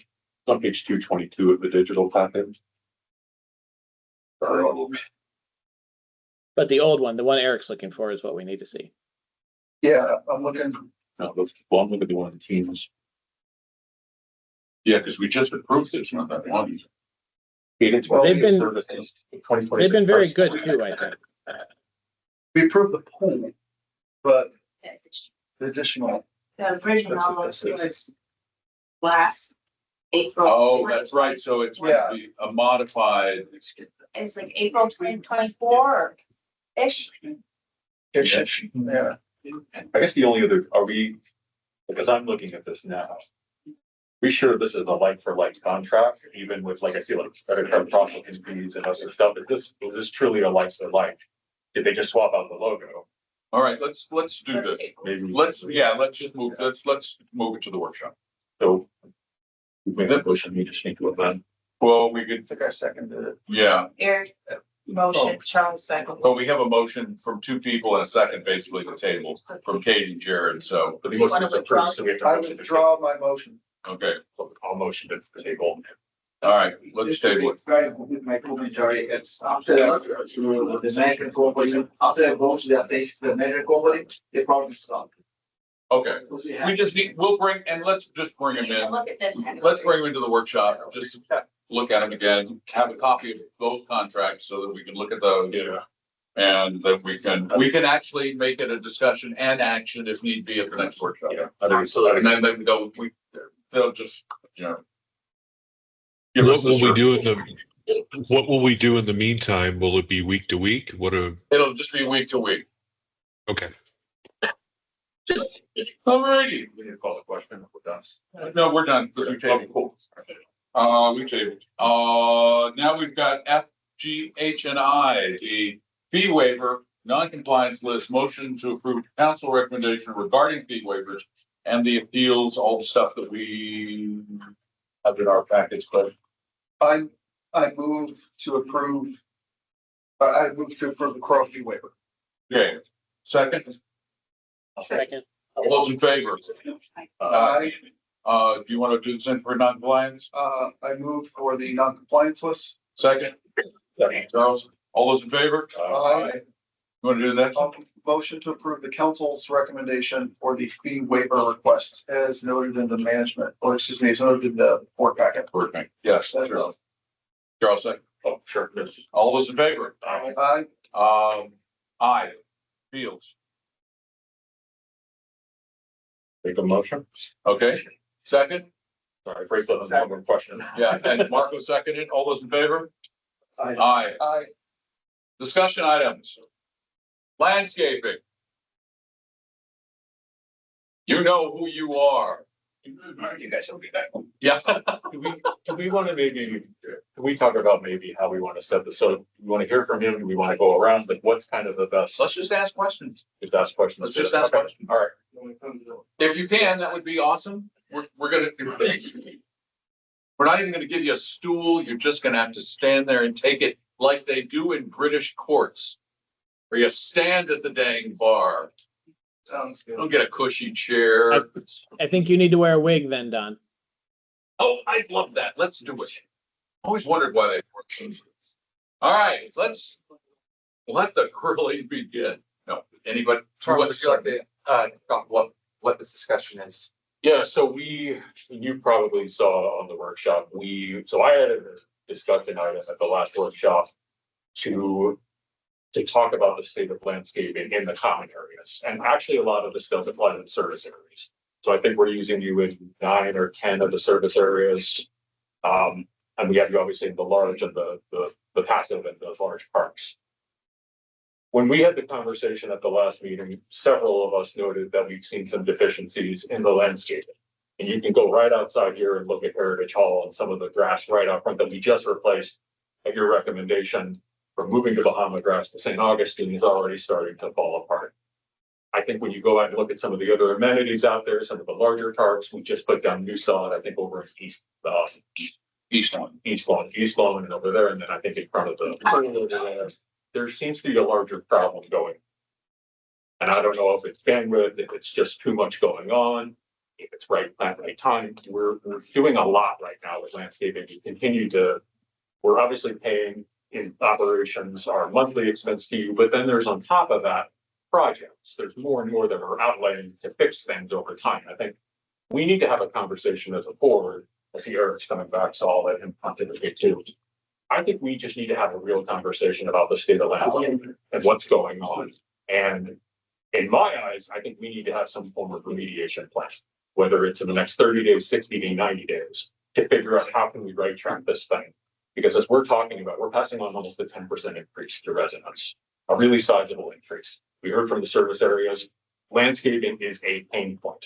It is a pain point. And I can't imagine from my perspective as liaison that there has to be some connection between what's going on in the common areas and the service areas around some of the lack of performance. So I don't know if you want to maybe add some thoughts on that, talk through it, and then maybe can you go around it. We can talk about it. There's a 10% increase in landscape to the service area. Our budget overall. No, you're just talking about the overall So program. My concern is just that. staying the same. My concern is just that we're passing on an increase overall. And we just want to make sure that what we're showing to residents is that we're actually enforcing the contract. We're doing what we need to do. And I think, again, as we walk out here, it's definitely not happening for sure. Just in the last 2 weeks, I'd say that you're incorrect about that. It is happening. In the last 2 weeks. I love Rose to death. Okay. Right? She was great, right? I didn't get a whole lot of written feedback, like an email. Just today, I got like a 6-page email from Alex, right? Mhm. Of different items. Now it is listed like Magnolia Suckers at 1120, right? And then Magnolia Suckers at 1134, Magnolia Suckers at 1162. When we can easily just say Magnolia Suckers at this service area. But I've got a detailed list, right? So we walked the properties, we've got a detailed list going through everything that we walked and saw together. Sometimes with a service area committee member, sometimes not. You talk about Heritage Hall, the sod has been brown at Heritage Hall since the drought. This is documented. This is not drought. You're telling me that this is drought right now. Like that's that's drought. Documented. That's not drought now. That's drought back when it was a drought. Okay, very good. Keep going. So we couldn't replace the Citra Blue when we wanted to because there was no Citra Blue available. That's a product not available. Bright View bought all the Citra Blue. It's that simple. So now we can replace it. Now we can get Citra Blue. We can't replace it right now. If we put it in, it'll be dead in a week or two. It's too hot. It's too wet. It's that simple. You want to talk about the other landscaping beyond there? So can we comment overall on what's going on beyond here? Just because again, when you go to some of the other parks, and I think this is where I'm curious where, and maybe this is just the disconnect between management, maybe it's a disconnect with us. So I don't know what's going on there. I think if I could, I think the piece that I'm seeing is we have plant material that's being cut. So like, I think things are being trimmed, grass is getting cut, things are getting edged, all that those pieces are happening. Is we've had plant material that has died. And so trying to figure out, is this related to issues where it's wrong plant, wrong place, and we need to flip it and figure it out? But I think the concerns are in some of the areas where we have redone landscaping in that area. Is it that we then need to relook at things like irrigation, or even with the revised design, there's still too much shade, or it's too wet, or something of that nature. I think it's, to me, I'm not seeing a deficiency on things being maintained, like trimmed in that sort of piece. It's more of death of plant material. And I think that the issue that we have is it was compounded by the drought. Everyone really started to pay attention to it. And then now everyone is laser focused on it, on figuring it out. I do know that there's a lot of sod that's scheduled to be replaced. That, to your point, we just couldn't get. I'm the mulch guy. Mulch is coming up that we're going to probably be doing mulching into, which I think will help. But it's the same situation with the sod, that it's, if people see something that's dead in the sod in the turf area, they're then going to start to look for other things as well. And I think some of that stuff's starting to bubble up. I make a suggestion. I know I brought this to the board's attention before, but like, I kind of feel like we have these conversations, you know, like over and over and over again. So like, I've been trying to figure out, you know, what could a possible solution be. We all received feedback from the residents via the myself celebration surveys, kind of like what they're seeing and like what some of the issues are. And it, to me, it sounds like, I think it could be solved with greater accountability, with quality control when we're doing projects or when you're out there. I don't know if it's something that needs to be on our side or if it's something that can be on your side to help exquisite, you know, put forth the best projects from the start and be proactive in doing the projects and out there and just kind of like help sustain your business. Because I know there is a lot that you guys are doing. And I think having an extra set of eyes on the front end will take a more proactive approach, so then it's not like residents seeing certain issues.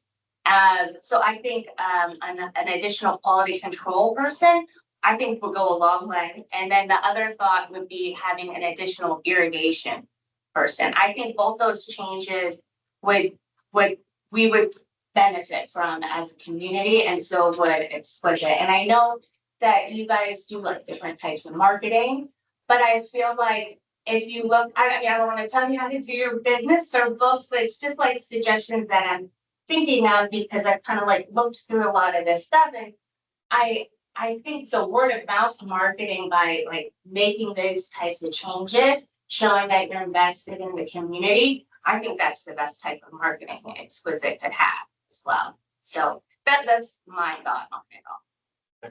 I go one more thing. So the accountability piece, I want to just mention, this is not directed at management or grandstanding or anything, but we talked about as an example, hand, right? And hand weeding is in our contract. It says hand weeding is needed. So where I get a little bit concerned as we're talking to Brian, this is not, hey, you guys can't interpret the contract. I mean, to a certain degree it is, but that does concern me. Like, do we know our own contract? And are we not enforcing it to a certain degree? I think that's what we also have to think about. Obviously, what we're seeing out there is a concern with dead grass, right plant, whatever. But do we know what the contract said? I think that's the most important thing first, so that we can properly enforce them. So I agree with you, but I will also note that I emailed the full board after that meeting, noting that I recalled those conversations separately and corrected corrected myself to the board and I offered to do that publicly during this meeting and you And I you don't told want, me that that was not. I just want us to be able to know the contracts and enforce them. I So that's, so how do we do that? How can we get better about that so that we don't have to have these conversations with him? I think, so here's a question. So, Brian, you know where I live. We all know where you live. Everyone knows where I live. So the little park, like in Mosaic and that sort of thing. How often is a crew there? It's like once a week. Once a week. So I can tell you that I hand weed my own yard once a week. I'm the guy on the weekend that no one likes because I'm doing my landscaping on the weekend. I hand weed and by Tuesday, there's weeds again. So it's one of those things where even if we were to enforce hand weeding, I mean, it starts to get to be as, it's hand weeding as needed when the crew's there, but then are we then asking them to hand weed every day? I don't know. And because if we need to do that, then that's a whole new contract thing. And I think that we need to me, that's where the root of it is. I think we need to have an honest conversation on, there's things that are in the agreement that says they're going to do, but yeah, hand weeding is needed, but Well, what's the frequency? let me come back to something Brian just said. You look over the landscaping, you have a checklist and you guys go over the landscaping. How often? Or you need to like, To look at what needs to be fixed and oh, maintained. like if we're driving, Jacob and I look at the landscape once a month. Okay, Alex and I, look at. and there's a list created based on that. Correct, a punch list. A punch list, and on that punch list, how, for example, on the sign, is it noted on the punch list when that can be repaired? Yeah, right now we don't have September 14th. No, but a timeline like 1 month, 1 week, a year. Jacob and I have been communicating with that all the time, and it's September, October, it will cool down just a little bit and we'll be able to. So is that reporting something that could be done in such a way that the community could look at it and say, oh, look, my park is on there and it says October? The weekly update we send in every week, we just added a warranty section. So like anything being replaced under warranty, Jake covered some of those items with me today and we may have missed 2 of them, so we'll add them on there. I think that probably could be, would that be something we could? Those are the updates that we're providing in the weekly management reports to the board from the weekly reports. The management reports the board receives, compile the reports from all departments in town hall as well as our landscaper. We can, there's some I mean, the issue is, as you notice in these weekly reports as well, when we talk about updates on landscaping projects specifically, there's often, we'll provide a date and there may be, it may advance and it may delay. And I'm not saying, an approximation like, a 1 month, 3 months. And then we come to another thing too, because the drought was a big problem. We couldn't do anything about it. I mean, when Toho cuts off your water and you have a drought, then, what do you do? It's hard enough with just a drought. Are some of the problems we're seeing right now related to the extremes in Florida, heat and wet? Yeah, so I mean, kind of what you asked before, right? A broad general thing of what's going on. It's more weather than landscape. I don't remember 15 years ago, 10 years ago, us having a drought like we have now, right? Where water restrictions are happening and all of this. So we have this 2 to 3 month period of drought. Now you're talking about the drought, spring drought. Yeah, and it's happening every year, right? So we're seeing just complete death in some areas. And then we turn around and we have a very small window of June that we can install. And then we turn around and we're in July and August. And July and August can do whatever they want, but this year, July and August have decided to be super wet. And the ground, it's not like it's hot outside, right? Yeah. But the ground is actually warmed up and it's causing fungus. So if you want to check this at your own home, go out in the front yard, pick a couple of blades of grass and look and you'll see little gray circles, like ovals on there. That's going to be fungus. It's killing your grass. Hire a pest control company to come out. They'll put down a fungicide and they're going to tell you to turn off the irrigation for 2 weeks so the fungicide works. It's raining every day. How do you turn that on? You can't. So we can't battle it right Oh, now. you didn't turn that on? We can't battle it right now. All we can do is say, there's a big brown spot in Heritage Hall, we can't fix it. But we know we're gonna be able to fix it around September, October. That's what I mean, that basically, that returns me clear back to the beginning, and that is, if we could just have, when we redo the website, Bill. Bill? So where that comes back to, and what's already being penciled on your draft workshop agenda, which is coming back to your workshops, having that monthly landscaping improvement And discussions. if we So had we can more discuss clarity, better reporting. I'm open to that, but also it goes beyond that. We're putting a lot into the monthly, right? But beyond that, we're putting a lot into the reserves. So we continue to fix the parks, replace things. And at some point, doesn't it just have to stop? Put a pause on it until we get this under control, where we get the reporting in place. We figure out whether it needs to be, to Katie's point, a quality person, an additional person to come in. But as we've seen with the budget, we have a lot of constraints. We're already running hot in certain areas right now. I would think that we need to put a pause right now on reserve projects that are landscaping, that are full blown, like rip it out, replace it. And let's get the current situation under control, because we can't manage the current situation. So why do we want to keep replacing over and over and over, throwing good money after that? If a board's always welcome to do a property tour with management, we'd welcome that, or we can then help identify exactly what your concerns are. So we can then pass that in those punch lists to our landscaper as well. So that way we can, because out of this conversation, I know we've received some actionable items from Katie as a request, but otherwise, I'm not sure what Brian can take away firmly. And I'd like to be able to have things that we could hold him accountable to on a board level. When we talk about the reserves, you're correct. There's $208,000 this year for reserve projects, and they've been used for large projects. With our 85 parks plus another 10 parklets that we're managing, that's about less than $2,500 a year for any plant replacements CROA does per park.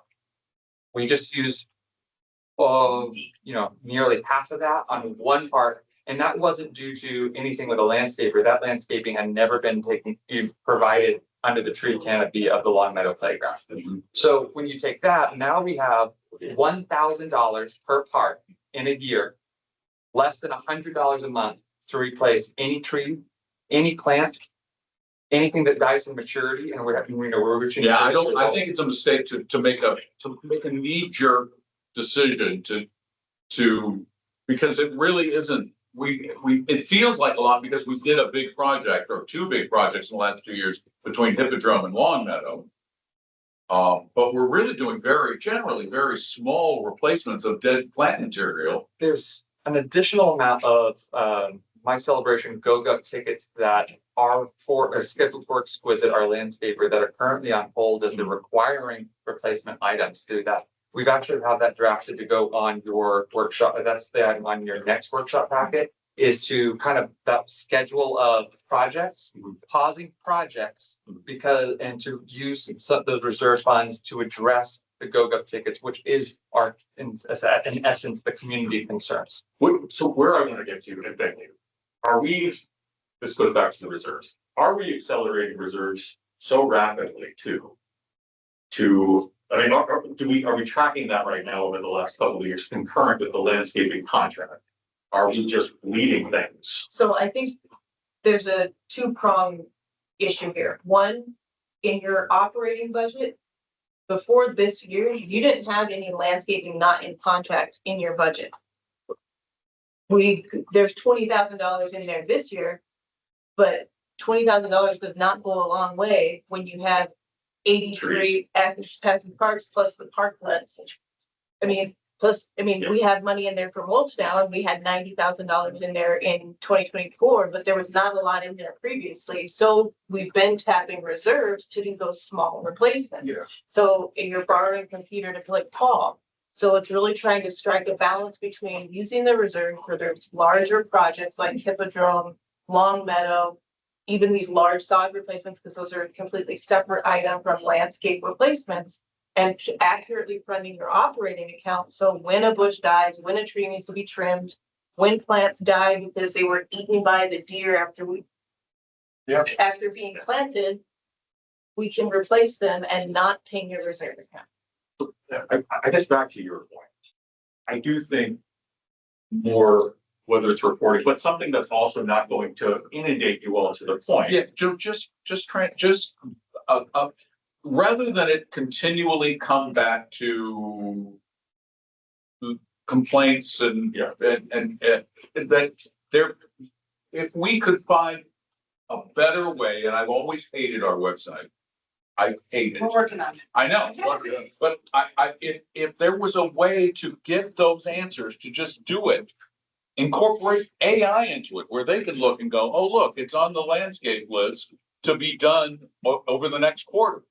Then we can say to all of the residents, go to celebration.fl.us, click on the button for landscaping, and it's going to tell you what's going on. I like that, and I think so. That's a part. one piece, I think. I agree, but it still doesn't get us back to the contract that I think we still need to talk about. Are we right sized with the contract? In terms of, do we have the right language? Can we enforce it effectively? Communicating it, putting it out there is great, but is it the right contract?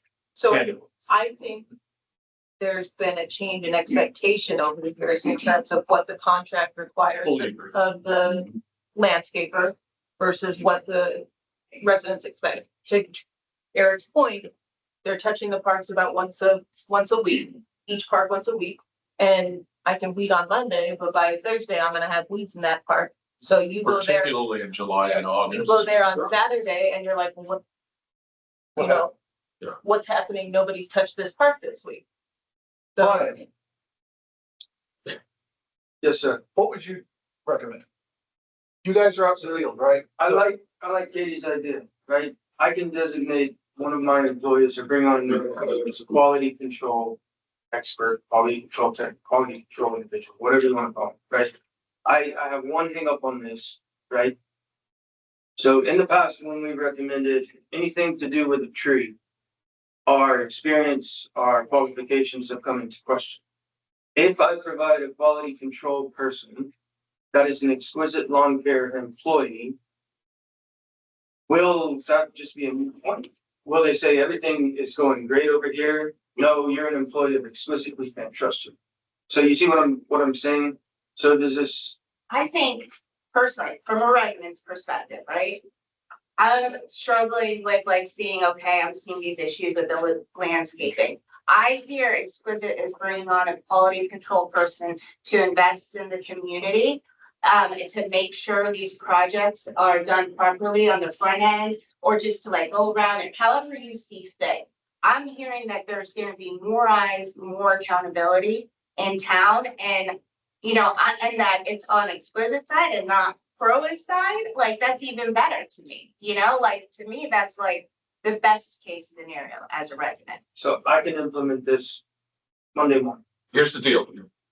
Again, you will always, in a community like this, hear criticism. Of course. And bad things said that aren't nice but generally speaking, we as a community and as a board trust your judgment. You need to know that. We know you're good at what you do.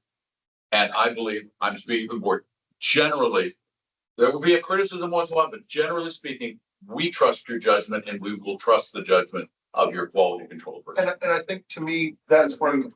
It's really nice to hear that. Yes, the truth.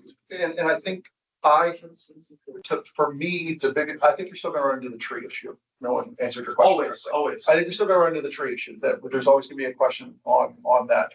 I think from my perspective, it's also feedback on, you're hearing the concerns that we're having. And if you I want it to be open enough that you can kind of come back and say, yeah, I agree with you that these are the problems, but this is an enhancement to services. Like your expectation is here, but the contract service is here. And so like, we used to be okay with contract service here, but now what we're asking for is maybe above and beyond that. And I think that needs to be less of a conversation to me on how do we make this work within the existing agreement, and more of just being frank and saying, this is where we're at. We can't either do that or this. You mean a reality We check? need a reality check on that. Yeah. It's fair. That's fair. I will go on record. I have been the most critical of you. I don't think there's any hiding it. We would agree, right? Of course. Hey, agreement. I would echo what John said, because I think the reality is, how many landscapers have we gone through? It's a lot. It's a lot. We don't, you don't even answer it, but That was rhetorical. it's the same argument when we talk about changing management companies. It's the same argument about anything. It's grass, literally grass, not always green around the other side, right? We don't know what we're getting into. That's not to say that we should have just looked past things. We have to work with you and figure out how to. All I have to say is two words, three, Prince and Sons. You want to go back even further? No, I'm just saying that's all I have to go. That's that one, just right there, you know, That's critical. the grass was not greener, it's browner. We had grass. Touche. We did have grass. So here's what I can say, right? Alright. So Exquisite Lawn Care is almost 30 years old, right? It hasn't been with us for 30 years, but apparently in the first Celebration magazine or newspaper, Exquisite Lawn Care was the landscape company advertised in it. We picked up the torch 16 years ago. And we've been in Celebration for 16 years, and we started with 86 homes. That's what we bought. 86 homes in 1 month turned to 75 homes because people didn't like the idea that their property was sold, right? So now we've turned 75 homes into 400. And we've managed to take on not only the passive CROA parks, but the active CROA parks. And then I don't know the number either, but 9, 10 service areas, several commercial properties, all within Celebration. Right, the newest one being Friday morning, picked up another commercial property.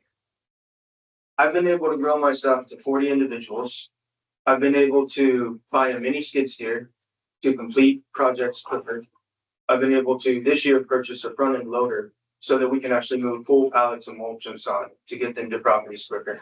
So instead of Artisan Park having 16 pallets of mulch sat in front of it for a week and a half while we hand move it all, we can now just pick the pallet up, take it to the location and get it done. We're not going anywhere. If I lost all of my commercial properties, if I lost all of the CROA parks, if I lost all of my service areas that we take care of, I still have 400 residential homes. And I would put all my effort into turning that into 800 residential homes. I mean, you have 10% of all the roofs in Celebration. Yeah. So this has been 16 years of threats of divorce, children being born, blood, sweat, surgery on the shoulder. We're not going anywhere.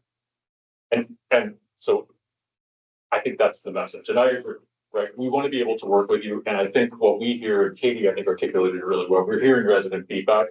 And when we hear that, you know, we don't hold people accountable, that's what this is. We want to be able to have a conversation with you, problem solve, figure out what can we do that's actionable, reasonable. I think the idea of a QC person looking at the contract, whether that, whatever, wherever that goes, right? Just that we can try to get this thing around and hopefully get some green grass out. And by the way,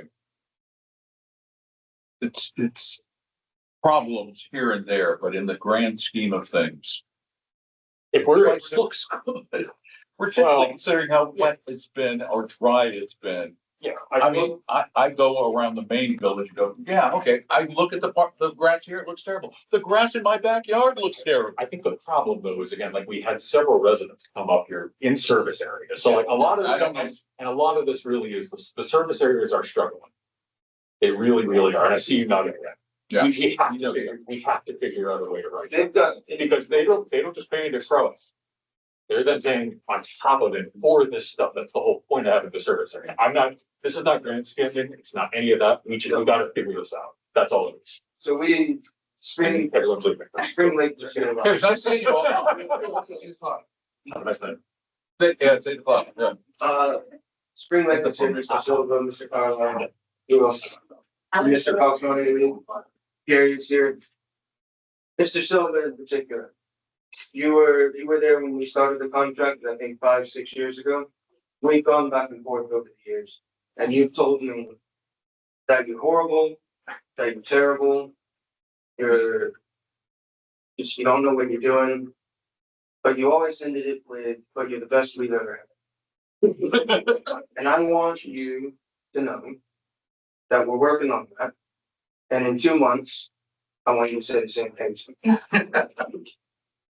And on that note, thank you so much.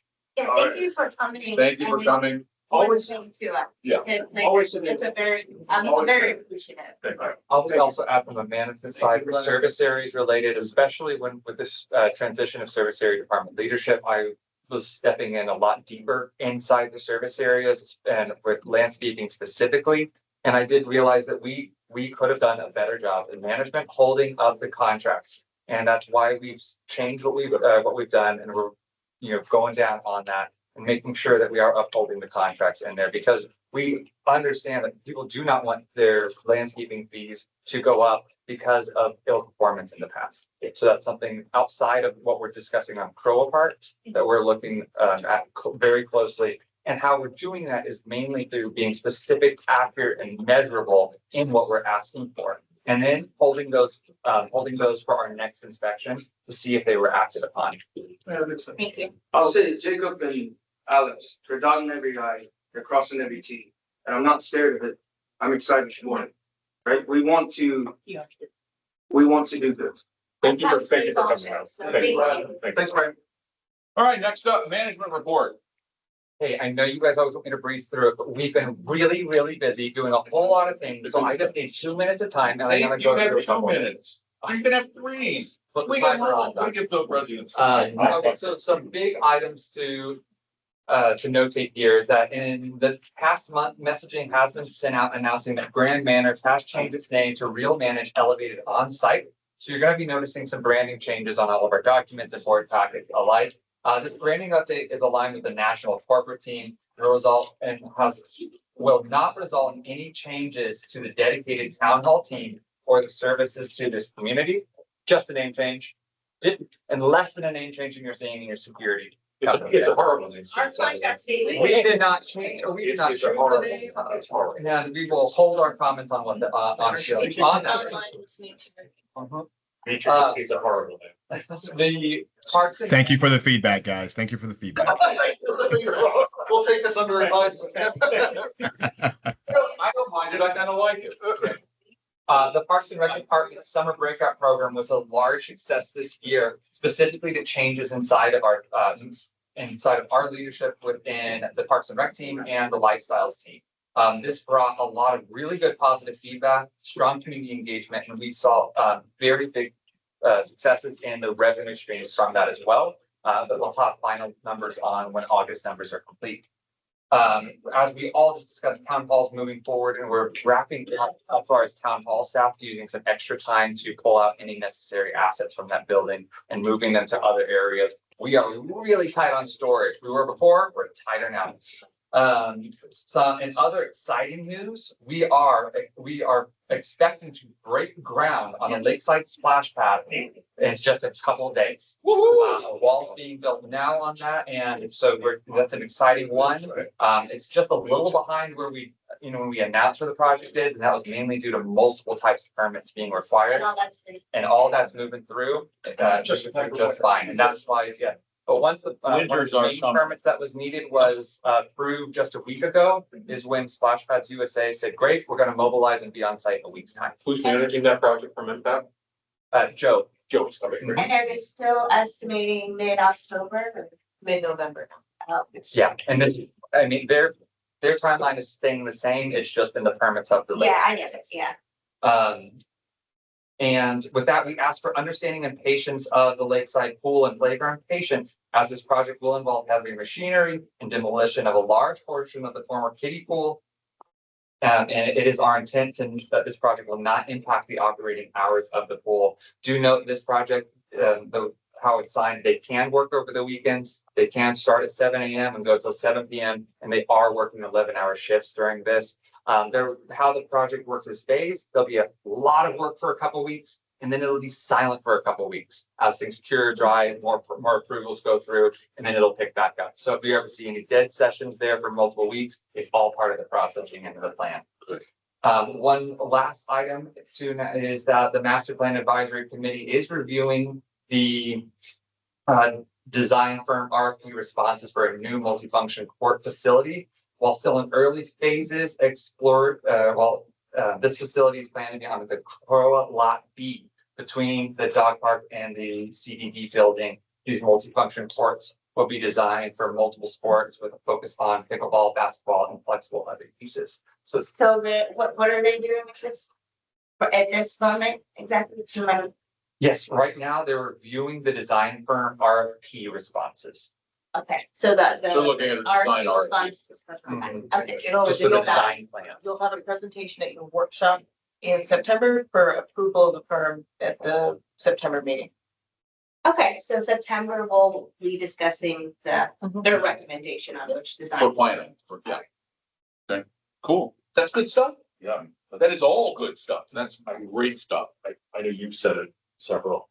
No, I know this is possible. Oh, I think. you scared you. No, this is good. I think the maintenance staff really continues to do above and beyond work. And they've saved us a lot of money in certain ways, whether it's repainting things or touching up things. So I think definitely kudos. Yeah. We're absolutely really. We'll pass that along. Yeah. We have July metrics on here, but we do quarterly metrics, so the heck with that. Anybody have any comments? Bollards? Is the light bollards? They are arriving. They are set to be arriving in any day. I know that Christian already has an action plan for staff, a training process. He's going to train 2 different individuals that have been starting in different sections. Artisan, bocce ball, amphitheater, and CCFC are the priorities. Okay, and we're installing this, right? Yes, our maintenance team will be installing those. They'll just be arriving. I mean, we've gotten that they are shipped. Got it, Finally. okay. Mhm. Any other board comments? Well, I was just gonna say in general, I know we discussed like a lot of things tonight. And I think like from what I'm seeing, from what I've seen this past year from management, like with a couple of new hires and reorganization. The results are so phenomenal and like, I know it hasn't trickled down all the way yet, but from the board level, and I've been extremely critical, and I've seen it, with what's people sitting at this table here, we have new hires. And I know we have a new hire for service area. So like, I feel like that trend, like I feel confident that that trend is going to continue. So I think things are up and up. Yeah, look, we got Ray, we got Christian, we've got Jacob. Yes. Anyway, So- yeah, we appreciate you guys. Thank you. So, Yes, so I want to just quickly, I know Gary, you made a comment. I'll keep this brief at the beginning of your 4 comments. I think the one thing I would say just about that, I think we all have an obligation to uphold the code of conduct. And I think at times, and I'm guilty of it, right? If you can't have this conversation and look yourself in the mirror and say that you can write things better, then I think you're not being true to yourself. And I think we as leaders in the community have an obligation to make sure that we listen to that feedback and that would do better with things like that. I think at times, especially it seems like this last week, and maybe a little bit longer, there's been a lot of things that come through on email that I would challenge anyone to say that in person. And I think at times, you look at Facebook, you look at other things. I think don't look at Facebook. There is a keyboard warrior mentality. I think it's disappointing when it gets to that point. And I would challenge anyone going forward, and we're not gonna look back, we're gonna go forward. Let's just be a little bit more mindful about what we say, especially to our volunteers. And I'll be the first to admit too that I haven't done a good job at times. And I think we all have an obligation to continue to do better. And I know that's corny and a bit ridiculous, but I wanted to acknowledge too, Gary, because I think that's really important because we can't do what we do, obviously with management, but the volunteers too are critical. They're our lifeblood. So thank you for your comments. That was all. okay, any other comments? Motion to adjourn? So Second. I think we got a motion from down there. Motion. Second, Second. all right, we're good. We're adjourned. Thank you all so much. I don't know where to wait. I don't know where the actual camera is. Bye, Bill. Bye, Jared. Where's You guys- the camera? Oh, it's up there. This is over the